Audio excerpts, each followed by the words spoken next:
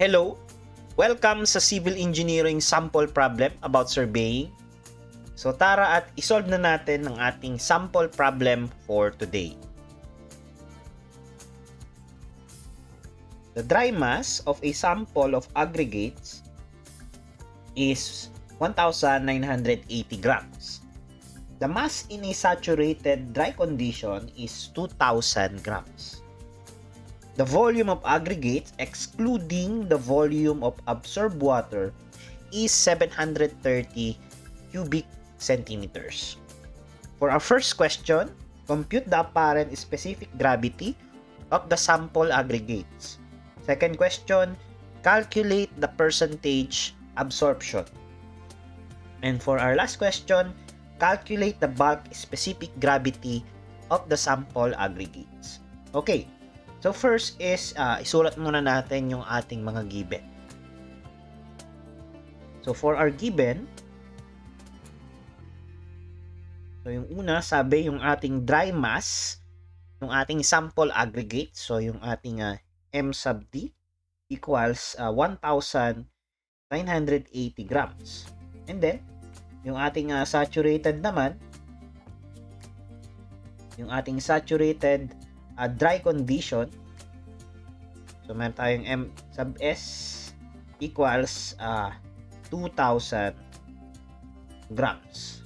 And then the volume of aggregates excluding the volume of absorbed water is 730 grams or 730 cubic centimeters. So ito ay volume excluding yung ating water. Meron tayong 730 cubic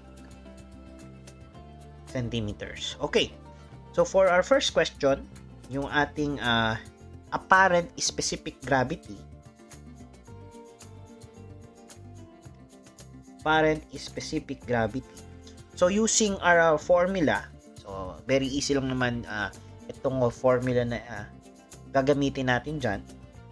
So since yung ating kino-compute is apparent, ayan, apparent specific gravity, so saktong-sakto yung binigay sa atin na volume ng aggregate. So wala siyang excluding yung kanyang volume of absorbed water, kasi kung absorbed water yan, so ang ating kailangan natin kung kasama yung kanyang water is mako-compute natin is si bulk specific gravity. So dito sa apparent, ang gagamitin natin dyan ay yung ating volume of aggregates excluding syempre yung volume ng absorbed water. Okay? And syempre, ang gagamitin natin dyan is the dry mass. Okay? So, meron tayong formula, yung ating mass equals yung ating volume times yung ating density, which is yung ating density, since wala namang binigay dyan, so meron niyang natatago. So since ang ating pinag-uusapan ay water, so meron tayong gamma ng water, or pwede nating sabihin rho ng water is meron tayong 1 gram per cubic centimeters. Okay? And then etong ating density, can say na ito ay yung ating rho multiplied by the specific gravity. Ayan. So, meron tayong mass, MD equals yung ating volume na walang water. So, ito, multiplied by yung ating rho and then specific gravity. Okay. So, itong specific gravity na to na makukuha natin, yan na si apparent. So, ayan. So, direct sub lang tayo. So, meron tayong MD na 1,980 equals yung volume natin without absorbed water. So, 730 cubic centimeters. Ito ay gram multiplied by yung ating 1 gram. 1 gram per cubic centimeters multiplied by yung ating specific gravity. Or, palitan na lang natin yan, gawin na lang natin yung GS. Okay? So, ating GS. So, tingnan muna natin yung ating mga units kung ano yung maka-cancel. So, ito, cancel na yan. And then, yung gram, pag dinivide ko yan, maka-cancel din dito sa kabila. So, tama naman, which is yung ating specific gravity is unitless naman yan. So, meron tayong 1,980 divided by 730. So, ang ating specific gravity ay GS equals 2.712. And this will be our final answer.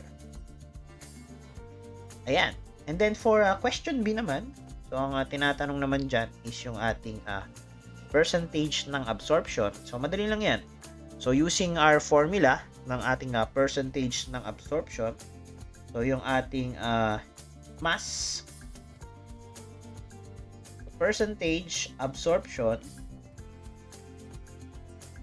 is equal to, so, yung ating mass na saturated minus natin mass na dry over yung ating mass na dry multiplied by 100. So, direct sub lang naman tayo kasi given naman yan. Ito. Then, yung ating mass ng dry. Okay? So, meron tayong 2,000 minus 1980 over 1980 times 100. Okay? So, meron tayong percentage ng absorption na 2,000 minus 1980 over 1980 times natin sa 100. Ayan. So, meron tayong 1.01%. And this will be our final answer. Okay. So, for our last question, so, meron tayong tinatanong dyan na calculate the bulk specific gravity of the sample aggregates. So, first, is kunin muna natin yung weight ng water. And then, after natin makuha yung weight ng water is kukunin natin yung volume ng absorption. Ito, volume of absorbed water, which is i-add natin siya dito sa ating initial volume without the volume of absorbed water. Kasi kailangan natin yung may tubig. Okay, and then after that, makukuha na natin yung ating bulk specific gravity using this formula again. Okay?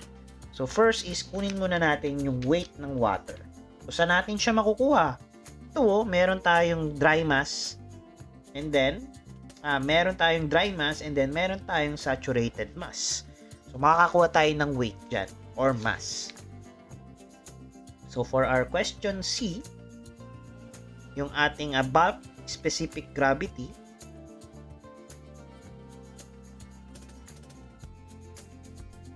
so, kunin muna natin yung ating weight of water.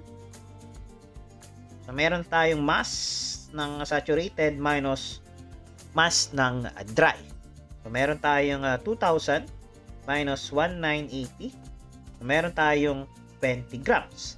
Then, after natin makuha, so step 1, after natin makuha yung ating weight ng water, kunin na natin yung volume. So, paano natin makukuha yung ating volume? Ito ay volume of absorbed water